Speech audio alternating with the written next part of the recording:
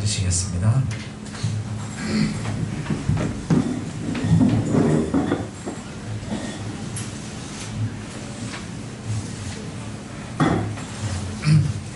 시간이 12시가 지나면은 새해 인사를 서로 하고 앉으려고 했는데 조금 덜 됐습니다. 그래서 먼저 그 동영상을 하나 보도록 하겠습니다.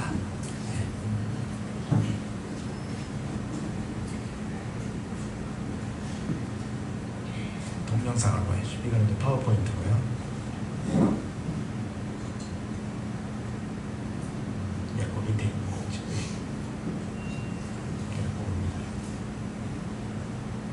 처음부터 좀 해주십시오. 로 마무리하려 합니다.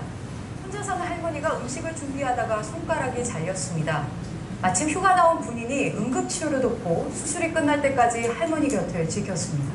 무사히 수술을 마친 할머니는 따뜻한 밥 한 끼로 고마운 마음을 전했다고 합니다. 이상엽 기자입니다. 두 손을 꼭 쥔 할머니가 맨발에 슬리퍼만 신은 채 허겁지겁 아파트 엘리베이터로 들어섭니다. 경기도 일산에 홀로 사는 75살 박광자 할머니가 음식을 만들다 실수로 왼쪽 검지 끝부분을 자른 겁니다. 119에 신고할 틈도 없이 들어온 동네 약국. 한 남성이 따라 들어옵니다. 안절부절하는 할머니 옆에 앉아 지혈을 돕습니다. 이후 약국에 도착한 구급차에 함께 탑니다. 차 안에서도 할머니 걱정에 눈을 떼지 못합니다.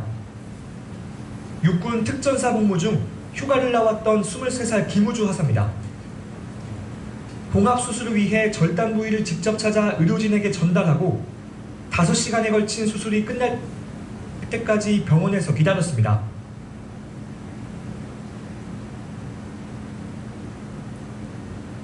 김 씨의 빠른 응급조치로 할머니는 수술을 무사히 마칠 수 있었습니다. 좀 버벅거립니다만은 인내해 주시고요. 들어가라고 그러는데 안 들어가. 됐습니다. 괜찮습니다. 우주가 하는 말 걔는 그것밖에 안 해. 김 씨 어머니는 아들의 행동이 당연한 일이라며 칭찬을 아낍니다. 우리 애는 이 동네에 나와서 자랐어요. 지가 당연히 해야 될 일을 한 거를 뭐. 부대로 복귀한 김 씨는 오히려 취재진에게 할머니 건강을 물어봤습니다. 할머니는 다음날 김 씨 가족에게 따뜻한 밥 한 끼로 고마운 마음을 전했습니다. JTBC 이상엽입니다. 네, 감사합니다. 네, 자리에서 일어나 주시겠습니까? 네. 12시 지났죠, 그죠? 네, 우리 서로 새해 인사 나누도록 합시다. 하늘의 신령한 복을 기원합니다. 은혜와 복을 많이 받으시기를 바랍니다. 더욱 영육간에 강건하시기를 바랍니다. 네, 앉으시겠습니다.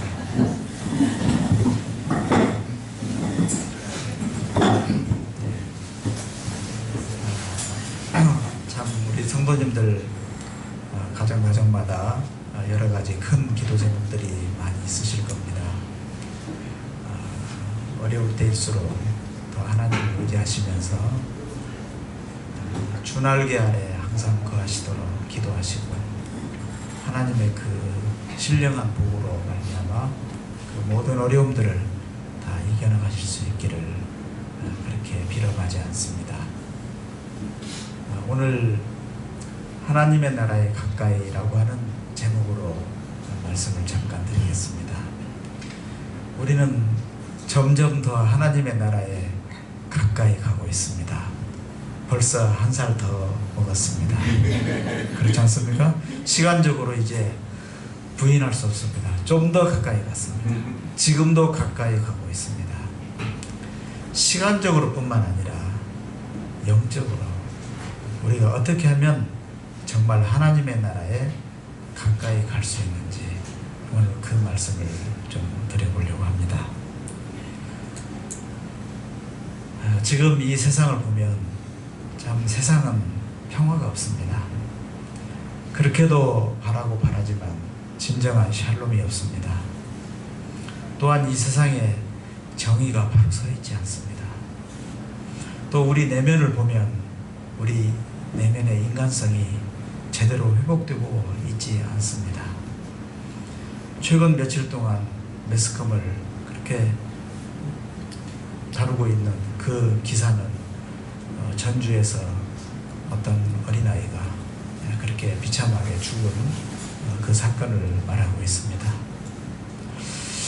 우리는 이 험악한 세상을 살아가면서 하나님께서 가장 바라시는 것이 무엇인가를 늘 질문하고 거기에 대한 답을 얻어야 된다고 생각합니다. 하나님의 뜻 가운데 사는 것은 무엇입니까? 하나님의 뜻은 그리스도 예수 안에서 우리 인생의 의미와 목표를 바로 찾고 그 길을 향하여 부단히 애쓰면서 살아가는 것이라고 생각합니다. 성취할 수도 있고 그렇지 못할 수도 있지만 그 길을 향해서 애쓰는 것이 우리가 마땅히 해야 할 본분이 아닌가 그렇게 믿습니다. 오늘 본문을 보면 율법학자와 예수님과의 대화입니다. 매우 중요한 장면입니다. 이 장면은 구약과 신약이 만나는 장면이고요. 유대교와 기독교가 만나는 장면입니다. 이 대화에서 참으로 아름다운 일치를 보여주고 있습니다. 이 율법학자와 예수님 사이에서는 아무런 갈등이 없었습니다. 율법학자가 이렇게 물었습니다. 으뜸이 되는 계명이 무엇입니까? 아마 예수님께서 너무나 성경에 대해서 잘 풀어서 답을 잘 하시기 때문에 율법학자는 정말 진지하게 예수님께 그 질문을 했던 것 같습니다. 왜냐하면 이 청년 예수는 여기에 대한 답을 분명히 갖고 있을 것이라고 생각했기 때문인 것입니다. 참 이 학자는 현명합니다. 질문이 바른 질문을 했습니다. 전곡을 찌르는 질문을 했습니다. 무엇이 가장 중요합니까? 이 계명 중에 무엇이 가장 중요한 계명입니까? 여러분, 우리가 인생을 살아가면서요, 곁다리에 너무 신경 쓰지 마십시오. 정말 무엇이 가장 중요한 것인지, 무엇에 내가 우선순위를 두고 거기에 매달려야 할지를, 그것이 정말 지혜가 아니겠습니까? 네, 그것을 구하면서 그렇게 살아가셔야 할 것입니다. 제가 오늘 이 중요한 시간에 공부 이야기를 해서 죄송한데요, 공부 잘하는 학생은요, 중요한 것이 뭔지를 알아요. 그래서 거기에다가 빨간표를 하기도 하고 별표를 하기도 하고 이렇게 형형색색 표를 했다가 나중에 시험장에 들어가기 전에 그 중요한 것을 한번 다시 복습을 하고 들어간다고요. 그런데 공부 못하는 학생은 중요하지 않은 걸 가지고 매달려서 열심히 공부를 하거든요. 성적은 좋지 않아요. 왜냐하면 중요하지 않은 것에 매달리기 때문입니다. 그래서 오늘은 주님께서 이 율법사에게 무엇이 가장 중요하다고 답변했는지를 우리가 묵상하면서 거기에서 우리 인생의 진리를 깨달으려고 하는 것입니다. 예수님께서는 첫째로 하나님을 사랑하라, 그 계명을 말씀했습니다. 둘째로 이와 같으니 이웃을 사랑하라. 그 두 가지가 가장 중요한 것이다. 율법사도 거기에 맞춰서 그렇게 답변을 합니다. 우리 이 두 계명에 대해서 좀 더 묵상해 볼까요? 29절 말씀에 보면 첫째는 이것이다. 이스라엘아 들으라. 우리 하나님이신 주님은 오직 한 분이신 주님이시다. 한 분이신 하나님을 말하고 있습니다. 여러분, 우리는 많이 들어왔기 때문에 하나님 한 분 하면은 그것이 그냥 식상한 의미로 받아들여질지 모르지만은 이스라엘 백성들이 하나님이 한 분이시라고 고백하는 데에는 수많은 고통과 어려움과 산전수전을 다 겪고 나서 하나님은 한 분이시구나 하는 그런 신앙을 고백했습니다. 어디를 둘러봐도 많은 우상을 섬기고 다신교에 빠져 있었던 그 세상에서 정말 하나님이야말로 한 분이시라고 하는 그 신앙 고백한 것은 위대한 신앙 고백입니다. 물론 하나님께서 그들에게 그렇게 계시하지 않았으면 그들이 그렇게 고백할 수도 없었겠죠. 하나님을 한 분으로 고백하는 것은 우상 숭배를 하지 않고, 우상 숭배는 무엇이냐면 바로 인간의 탐욕이고 쾌락주의고 그릇된 영성인 것입니다. 오늘 우리 주변을 돌아보십시오. 얼마나 많은 사람들이 탐욕과 쾌락과 우상 숭배에 빠져 있습니까? 우리는 어떤지 모르겠습니다. 우리는 입으로 주여 주여 하고 실제로는 마음속에 우상이 가득한 것은 아닌지 모르겠어요. 가정이 우상이고 자식이 우상이고 돈이 우상이고 외모가 우상이고, 혹시 그런 삶을 살고 있지는 않습니까? 새해를 맞이해서 우리는 하나님은 정말 한 분이시라고 하는 그런 신앙 고백 속에서 우리가 그 길을 갔으면 참 좋겠습니다. 또한 30절의 말씀에 보면 내 마음을 다하고 목숨을 다하고 내 뜻을 다하고 내 힘을 다하여 너희 하나님이신 주님을 사랑하여라, 이렇게 말하고 있습니다. 이 말씀 우리 잊지 맙시다. 마음을 다하고 목숨을 다하고 뜻을 다하고 힘을 다하는 것입니다. 우리가 하나님을 사랑하는데 대충 적당히 하자는 것이 아니고요, 마음을 다하고 뜻을 다하고 목숨을 다하고 힘을 다하자는 것입니다. 이 정도면요 어디다 내놔도 손색이 없습니다. 이런 사람은요 인생에 실패하지 않습니다. 제가 보장합니다. 무슨 일에 마음을 다하고 목숨을 다하고 뜻을 다하고 힘을 다하는데 실패하지 않습니다. 자식을 키우는데도 그렇고요, 어떤 회사나 어떤 것을 경영하는데도 그렇습니다. 가정에서 어떤 역할을 하는데도 그렇습니다. 마음을 다하고 뜻을 다하고 힘을 다하고 정성을 다하면 반드시 거기에 열매가 있기 마련입니다. 당대에 열매가 없다 하면 그 다음 때에, 그 다음 세대에 그 열매가 분명히 있을 것입니다. 우리는 어떤 모습입니까? 우리는 정말 마음을 다하고 목숨을 다하고 뜻을 다하고 정성을 다하고 있습니까? 제가 여러분을 잠시 독일로 모시고 가겠습니다. 네, 포커스 잘 맞았습니까? 여기는 독일의 루터가 심호했던 비텐베르그의 교회입니다. 루터가 95개 조항을 내걸었던 교회는 비텐베르그 성교회입니다. 성에 붙어있는, 성벽과 같이 붙어있는 교회 성문에 95개 조항을 내걸었던 교회인데요, 루터가 그 교회에서 목회를 하진 않았습니다. 루터는 거기에서 조금 떨어진 이 광장이 있는 곳에, 지금 여기가 왼쪽에 있는 이 교회가 비텐베르그 시교회입니다. 여기에서 목회를 했습니다. 그런데 이 교회 안에 들어가면 다음 그림을 보여주십시오. 제단화라는 것이 있습니다. 지금 우리 개신교회는 이 앞에다가 이런 그림이라든지 무슨 마리아상을 해놓는다든지 이런 거 안 하잖아요. 그런데 루터교는 성당하고 좀 비슷해요. 그래서 제단화라는 것을 이렇게 해놓았습니다. 제단화가 이렇게 있습니다. 제가 시간 관계상 이것을 다 설명하지는 않겠습니다. 가운데 있는 그림을 좀 말씀을 드리려고 하는데요, 다음 그림입니다. 이 그림입니다.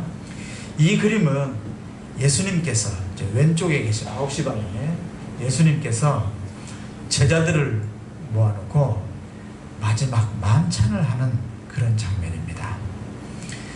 보통 우리가 예수님의 그 최후의 만찬하면 다빈치가 그렸습니까? 미켈란젤로가 그렸습니까? 이렇게 길다란 상 앞에서 이렇게 앞에를 보면서 하는데 그겁니다. 그 그림이 아닌 여기는 원탁에 둘러 앉았습니다.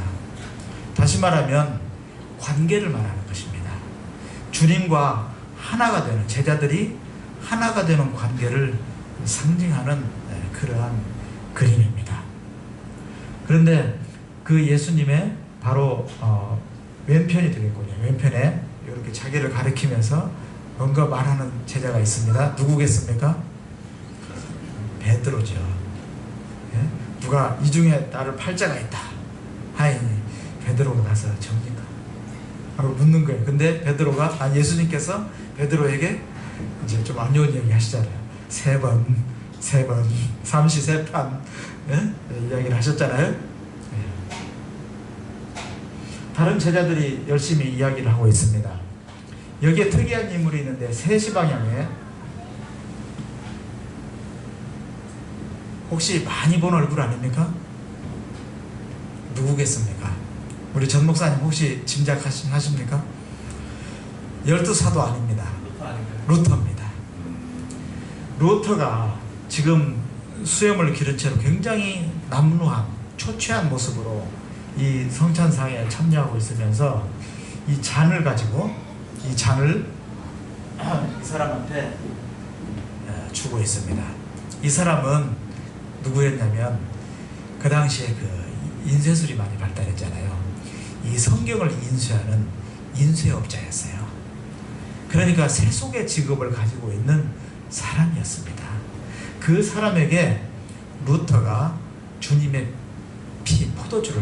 포도주를 그 사람한테 건네는 거예요. 그러면서 이 장면을 통해서 우리 모두가 다 사도들 뿐 아니라 세속에 있는 모든 사람들이 주님의 제자이고 만인 제사장이다 라고 하는 그러한 그 암시를 하고 있습니다. 그런데 여기 루터가 왜 이렇게 초췌한 모습이냐고 하면은 지금 이 장면은 이 루터의 모습은 루터가 발트부르크라고 하는 성에 유배되어 있었는데 이 비텐베르그에서 폭동이 일어났어요. 폭동이 일어났을 때 그 소식을 듣고 밤새워 말을 타고 와가지고 그 비텐베르그 시민들에게 폭력을 써서는 안 됩니다 하면서 주님의 말씀대로 평화롭게 해야 됩니다 하는 그 유명한 설교를 한 그 일이 있습니다. 그때의 루터입니다. 그렇기 때문에 주의 제자들은 폭력이 아닌 평화로 이렇게 해야 된다라고 하는 것을 상징하고 있습니다. 자, 여기까지는 이제 이 그림에 대한 일반적인 설명인데요. 여기에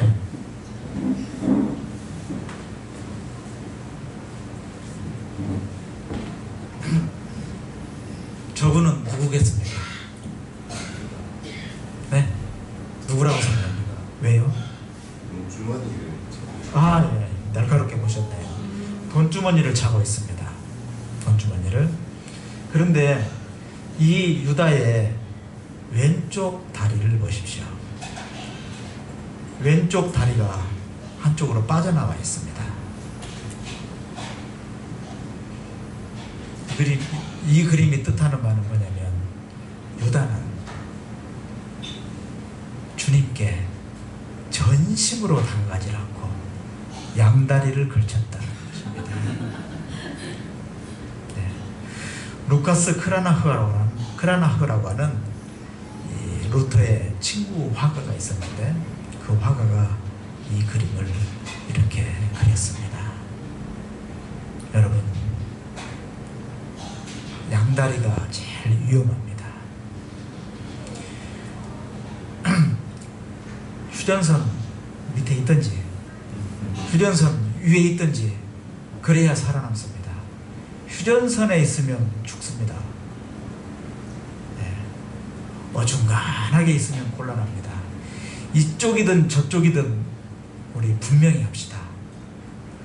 저렇게 유다처럼 양다리 걸치지 마시고요. 이쪽에 한 발, 저쪽에 한 발, 세상에 한 발, 주님께 한 발 하지 마시고요. 완전히 우리 마음과 뜻과 정성과 힘을 다해서, 목숨을 다해서 올해 한 해 주님께 전심전력하고 그 주님을 사랑하는 그러한 삶을 살기를 기대해 봅니다.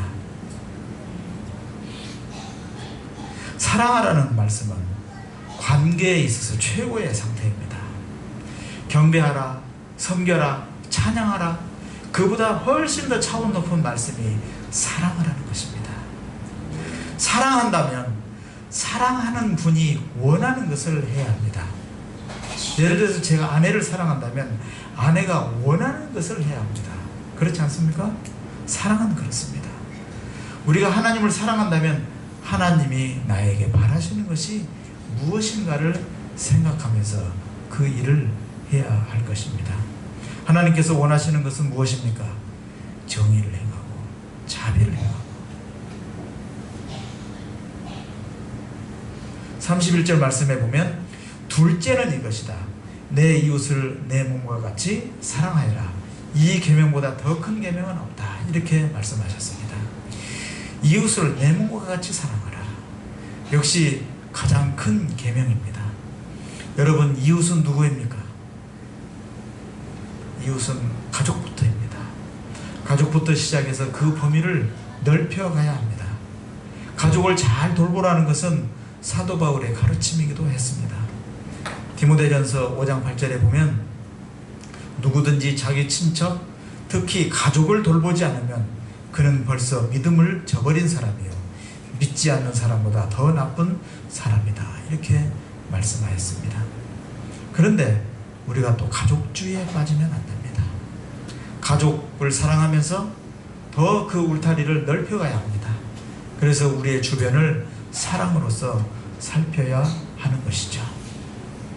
다음 그림을 보여주십시오. 이분은 창원지방법원에 계시는 소년범을 전담하는 부장판사이십니다. 여러분, 판사도요 좋은 자리가 있고 나쁜 자리가 있어요. 좋은 자리는 소년범을 재판하지 않습니다. 네, 그런 자리는 안 가려고 합니다.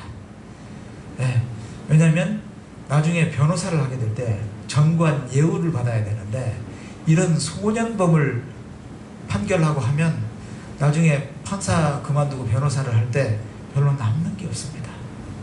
네, 밥 굶기 쉽습니다. 그런데 이분은 자청에서 소년범 전담 판사를 했다고 합니다. 알고 보니까 이분은 독실한 그리스도인이더라고요. 네, 교계가 많이 타락했지만 아직도 구석구석에서 주의 빛과 소금의 사명을 감당하는 사람들이 있습니다. 그런데 이분이 맡은 사건 중에 얼마 전에 라디오 방송에서 소개되는 것을 제가 감명 깊게 들었기 때문에 소개하려고 합니다. 어떤 소년이 있었습니다. 아버지가 안 계셨습니다. 어머니 밑에서 생활하다가 사춘기를 좀 심하게 했던 모양입니다. 그래서 가출을 했어요. 그래서 절도범이 되었습니다. 잡혔습니다. 재판을 받게 되었습니다. 그런데 이 천종호 판사님께 재판을 받게 되었습니다. 이런저런 이야기를 다 들어보니 아이가 너무 불쌍한 거예요. 근데 그 어머니가 와가지고 이 아이를 꼭 좀 용서를 해달라고, 내가 대신이라도 벌을 받겠다고 그렇게 울면서 호소하는 거예요. 이 아이도 정말 죄를 져서 죄송합니다, 용서해 주십시오, 다시는 그러지 않겠습니다, 장문의 그런 그 반성문을 써오고 또 다시는 그렇게 하지 않겠다고 판사님 앞에 애걸복걸 호소합니다. 이분이 어떻게 판결했냐면 그 자리에 일어나서 어머니한테 어머니 사랑합니다 이 말을 10번을 크게 하라고. 그래서 이 소년이 그렇게 어머니 사랑한다고 그렇게 10번을 했답니다. 또 어머니 그 자리에서 일어나세요. 이 아들을 향해서 아들 이름을 부르시면서 아들을 사랑한다고 10번 그렇게 하시라고. 그렇게 해서 사랑한다고 이야기를 하고 그 모녀가 그 자리에서 끌어안고 그렇게 하면서 이 판사님은 서로 사랑하면 다 해결되니까 앞으로 그렇게 모자간에 사랑하면서 그렇게 바르게 살아가라고 그렇게 판결을 내렸다는 것입니다. 여러분, 정의와 공이 중요합니다. 절도범이기 때문에 벌을 내리는 것도 중요합니다. 그러나 사랑으로 치유가 되도록 이렇게 판결을 내리는 그 판사는 정말 정의와 공의를 실현하는 그런 판사인 것 같습니다. 사랑으로 회복되고 사랑으로 치유될 수 있는 것입니다. 여러분, 우리가 살아가는 삶이 아무리 어렵다 할지라도 정말 사랑하면, 그 가정에 사랑이 넘치면, 직장에서 사랑이 넘치면, 교회에서 사랑이 넘치면, 그러면 저는 모든 문제가 해결이 된다고 분명히 믿습니다. 조금 전에 동영상 하나 보셨죠? 김우주 하사 어떻습니까? 우리 좀 그렇게 인생을 살아갈 수 있지 않을까요? 그냥 모른 채도 돼요. 자기 일만 하면 돼요. 휴가 왔으니까 잘 놀다가 귀대하면 돼요. 그러나 그 이웃의 그런 아픔을 자기 것으로 받아들이고 그렇게 가서 도와주고 하는 그 젊은이 사위 삼고 싶지 않습니까? 저는 딸을 다 결혼시켜가지고 기회를 놓치고 말았어요. 물론 지금 있는 사위들 다 훌륭해요. 못지않게 이렇게 훌륭하고 그래요. 여러분, 사랑이 답이라고 생각합니다. 그렇기 때문에 주님께서는 율법사에게 이렇게 설명하셨던 거예요. 마음을 다하고 지혜를 다하고 힘을 다하여 하나님을 사랑하는 것과 이웃을 자기 몸같이 사랑하는 것이 모든 번제와 희생제보다 더 낫습니다. 율법사도 그렇게 대답했어요. 모든 번제와 희생제보다 더 낫다는 그 말은 정말 깊은 의미가 있는 말입니다. 예배를 수없이 드려도, 제사를 수없이 드려도 그 마음에 하나님을 사랑함, 그리고 이웃을 사랑하는 마음이 없으면 아무 소용이 없는 것입니다. 예수님께서는 그에게 이렇게 말했습니다. 그가 슬기롭게 대답하는 것을 보시고 그에게 말씀하셨다. 너는 하나님의 나라에서 멀리 있지 않다. 그 뒤에는 감히 예수께 더 묻는 사람이 없었다. 가장 큰 계명을 잘 지키는 자가 하나님의 나라에 가깝습니다. 하나님의 나라는 우리의 소망이며 이루어 가야 할 숙제입니다. 하나님의 나라는 하나님을 우리의 마음을 다하고 뜻을 다하고 힘을 다하고 정성을 다해서 사랑하는 것입니다. 또한 이웃을 우리 몸과 같이 사랑함으로 이루어지는 것입니다.